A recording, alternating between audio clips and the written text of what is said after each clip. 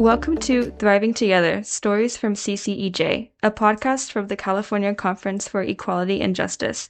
Our mission is to educate and empower youth and adults to lead change for equity and justice in our communities. I'm Trisha Herrera, one of your hosts for this week's episode. And I'm Vanessa Coover, Trisha's co-host. Trisha and I are CCJ's newest staff members. We started our work with the youth leadership team just this past month. I'm a restorative justice specialist working with youth in our Healing Harms Youth Diversion program. And I'm a youth leadership coordinator with our Building Bridges for Youth program. I organize retreats and training programs, including our Building Bridges camps and Summer Youth Leadership Institute. Before we begin today's episode, let's do a check-in question, Vanessa. What's your favorite thing about working with youth in our programs? It's a really great question. I had many thoughts. I'll narrow it down. The first one is getting to learn from them and just all of their wisdom and knowledge and experience. And they're also so funny and hilarious. And then also when I see that they have recognized their own growth in themselves, it's really powerful to see. What's your favorite thing about working with our youth leaders? Yeah, thank you for asking. The connection and community I'm able to build with youth leaders fills my heart with a lot of joy. I'm able to see them grow and change in really meaningful ways. I love that. Thanks for sharing. So now let's get to our episode. It's actually a replay of a video we recorded in September 2024 to promote Long Beach Gives.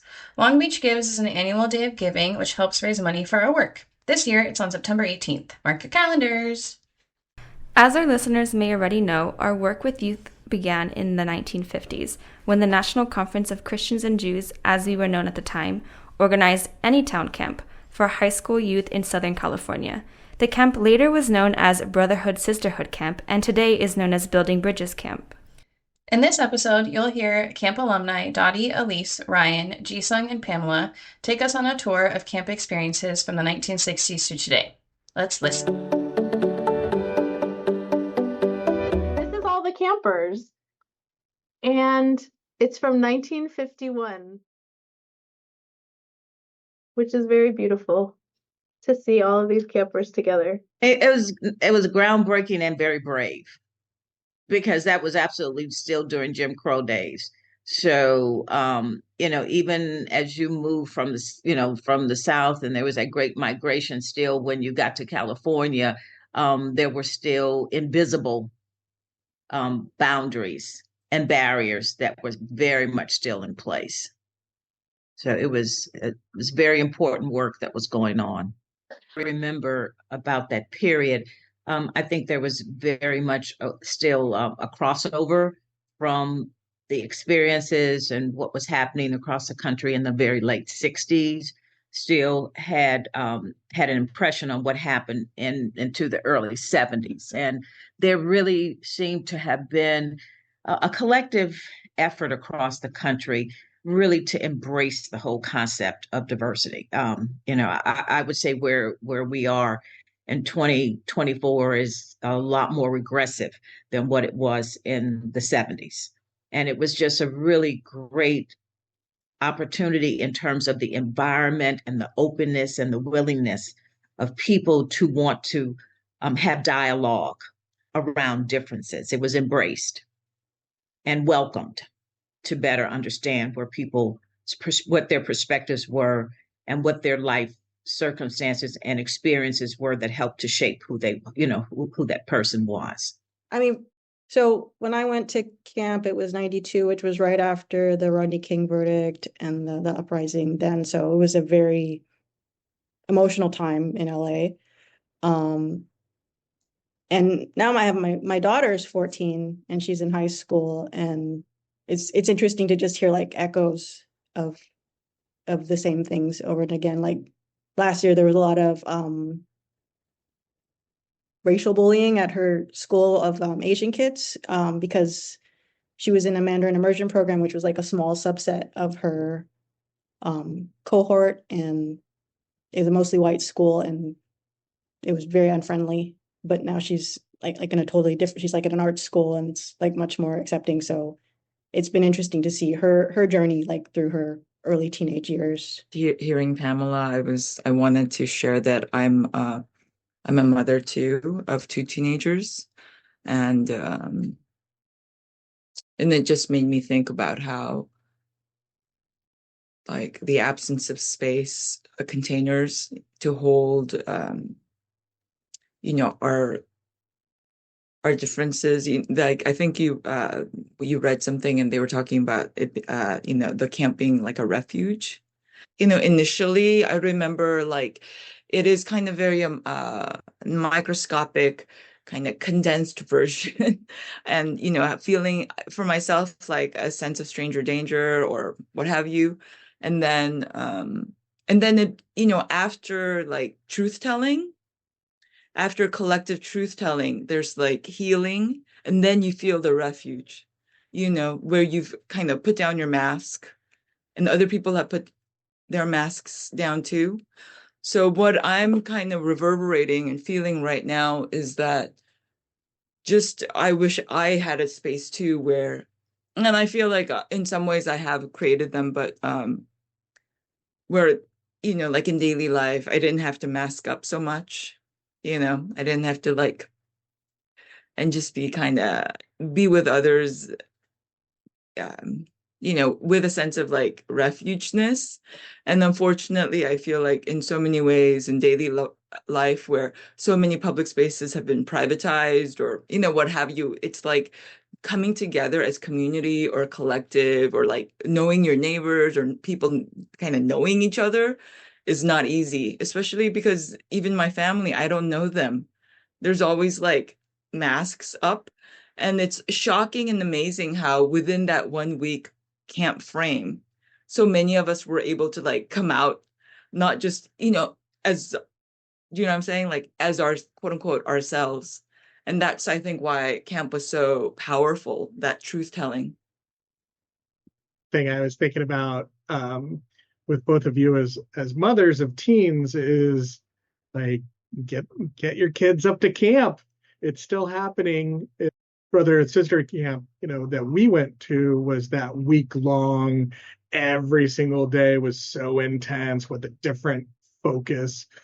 And CCEJ now does it as two different camps with a racial justice camp in the spring, and it's a weekend, and it's focuses on racial justice, but then talks about all of the systems of oppression and how they coordinate, and how the different systems of oppression are used, to keep people in power. And those are talked about. So even though they may not be a focus of the weekend, they're still very much we talk about gender justice or health privilege and sexual orientation and how there's intersections there. And then there's the fall camp, which is the gender justice camp, which is also a weekend where they focus on uh, gender equality and sexual identity. And that is it also a weekend. I have not attended that one yet.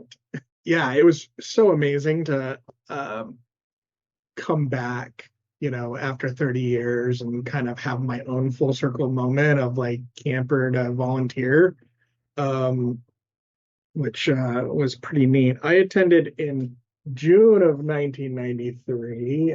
Pamela, 90s you are said back. that you were a youth leader in 93.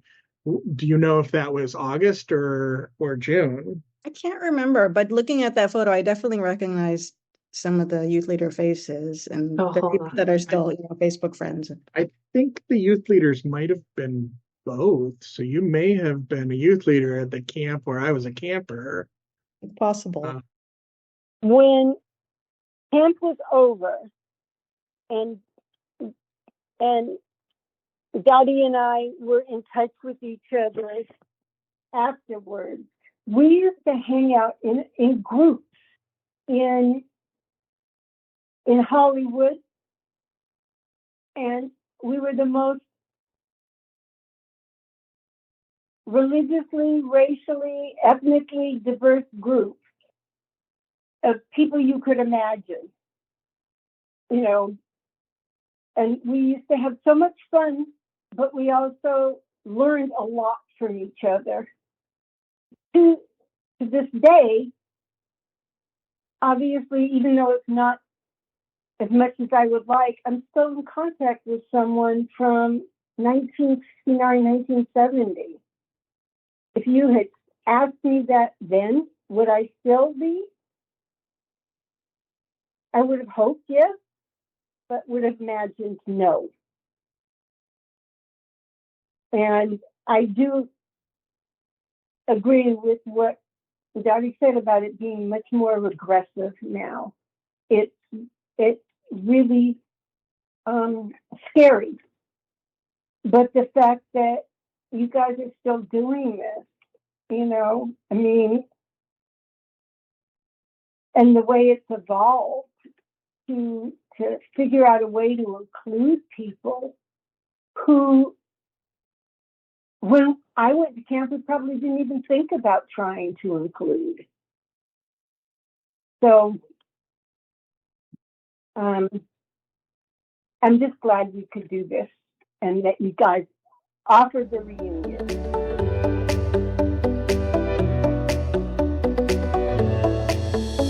Thank you so much to this great group of alumni for sharing their reflections. If you've attended our camps, we encourage you to join our alumni network. Visit the alumni page on our website to see all of the events and opportunities that we organize for alums. Vanessa, did you know that it costs about $15,000 to offer camp to 100 youth? What?